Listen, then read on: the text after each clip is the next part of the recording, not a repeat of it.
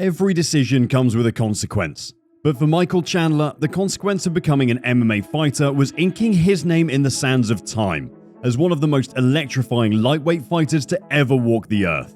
He gives everything he gets once he steps into the octagon. He's a beast on his feet and has massive strike power. He's also a former 3-time Bellator lightweight champ with a collective 7 title defenses. He's no doubt a phenomenal fighter. But the story of Michael is one that should be told for ages due to the many obstacles he had to overcome to get to the top. So join us as we unravel who Michael Chandler truly is. But be sure to stick to the end where we reveal his lavish lifestyle outside the octagon and the amount of cash he's earned for being so good.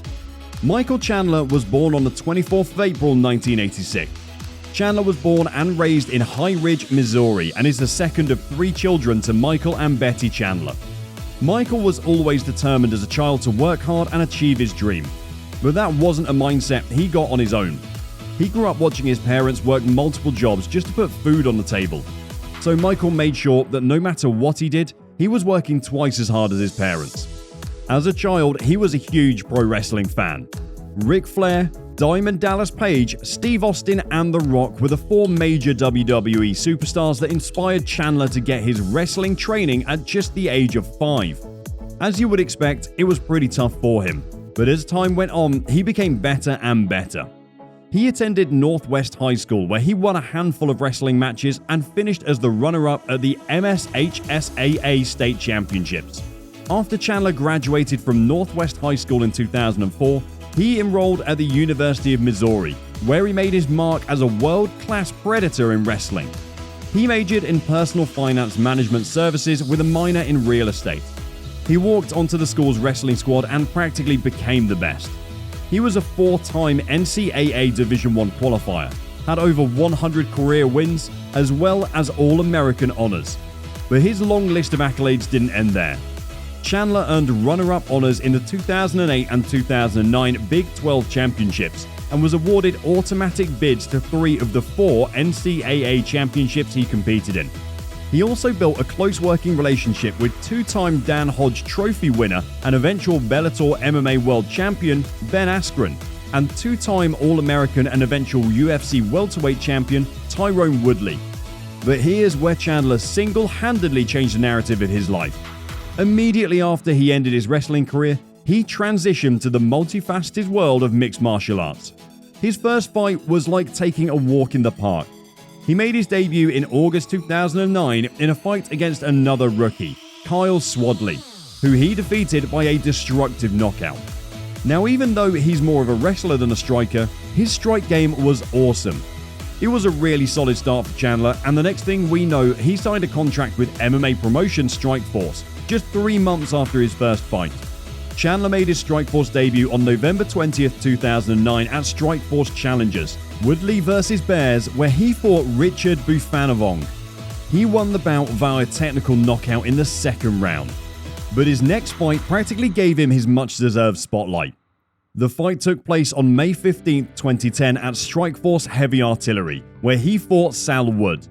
This has to be one of the easiest fights he's ever been in, because he won the bout via submission in under a minute. It was an impressive win that had Bellator FC knocking on the door to sign a contract with him.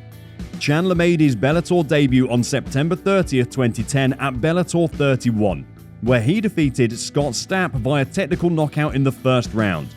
The match was contested at a catchweight for Chandler to test himself for the lightweight division.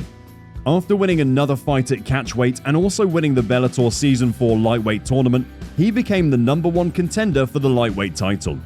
Chandler was expected to compete against Eddie Alvarez for the Bellator Lightweight World Championship at Bellator 54 on October 15, 2011. However, Alvarez suffered an undisclosed injury, forcing the bout to be postponed. The bout was then rescheduled to take place on November 19, 2011 at Bellator 58. At the time, Alvarez had only 2 losses in 22 fights, so the odds were heavily stacked in his favor.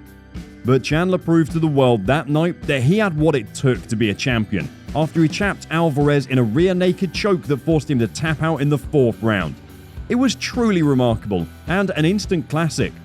Chandler then made 2 successful title defenses, For his third title defense, he faced Eddie Alvarez, who wanted nothing more than to get his revenge. A rematch with Eddie Alvarez took place on November 2nd, 2013, in the main event of Bellator 106. It was another classic matchup, but this time Alvarez claimed the win via split decision. Chandler had his first loss in 13 fights. It was devastating to watch because his career took a downslide from there. After Eddie Alvarez got released from his contract with Bellator, the lightweight title became vacant, giving Chandler the opportunity to claim back the title. He faced Will Brooks, who replaced Alvarez at Bellator 120 but lost via a split decision. In the rematch, he lost to Will Brooks via a TKO in the 4th round.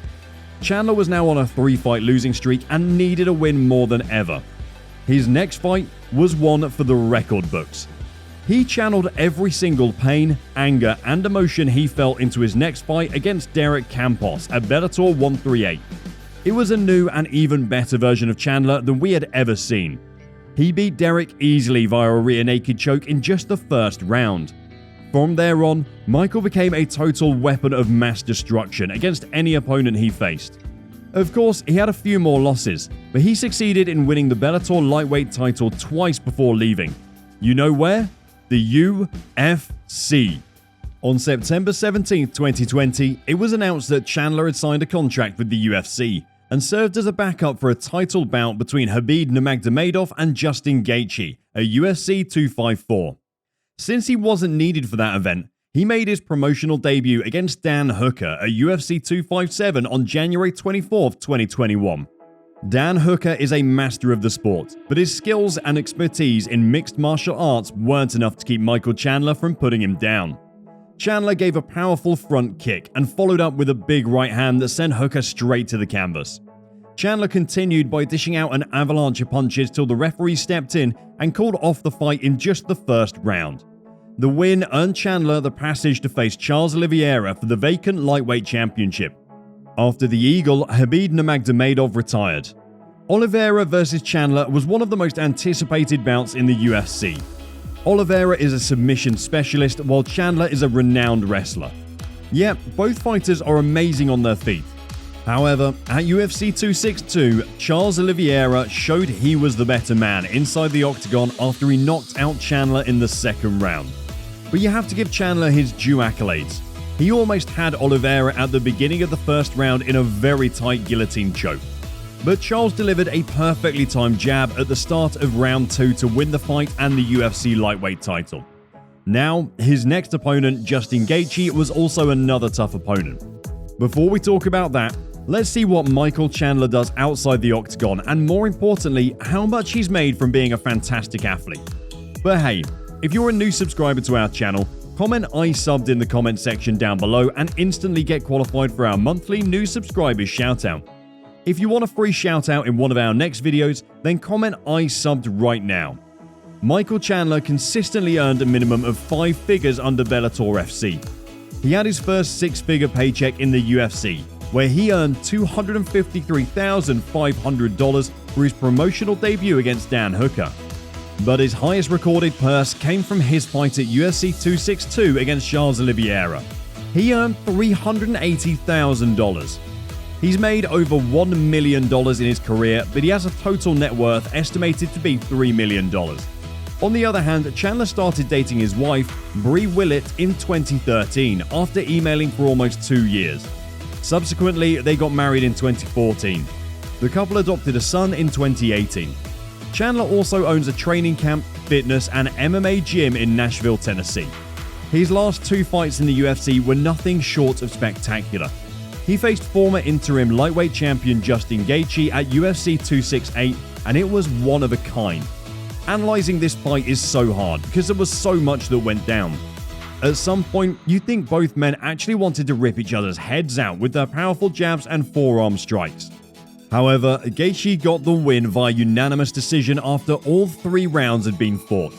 It was called the Fight of the Year by the UFC and other media outlets. But at UFC 274, Chandler did what he knows how to best. He gave a tremendously outstanding KO to veteran UFC fighter Tony Ferguson at the start of the second round. It was a thunderous thump kick to Ferguson's chin. It was so brutal.